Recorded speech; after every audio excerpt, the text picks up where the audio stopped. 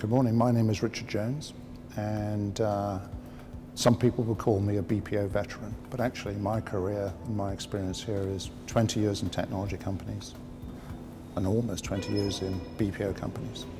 If you're a BPO today and you still exist, then you're a very smart bunch of people.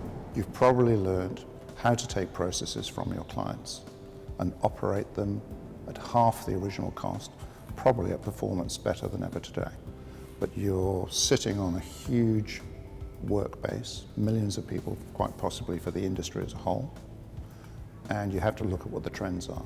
So you have rising labor costs, you have a race to cheaper and cheaper countries, there are various things that can't get any cheaper than they currently are. So what's going to come along? You're going to have to change something. There is a turning point coming. What does the next generation of BPO look like?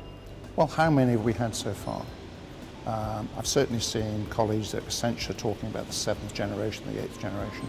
For me, I think we're in about the 3rd. We had client-site-based outsourcing. Then we had multi-client center-based outsourcing, which was the 2nd generation. And then the fabulous 3rd generation, where the whole industry took off like a rocket, which was based around offshore and satellite offices in the home country. But if you're a BPO now, you've got to wonder what the next generation is, because the current generation is stagnating. It's becoming more of a challenge. The risk is increasing, not decreasing. You're going to have to move.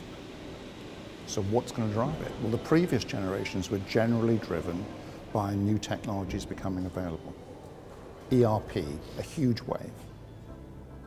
Application automation, huge wave.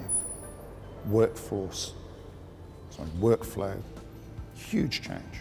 What's the next thing? The next thing is going to be robotic automation.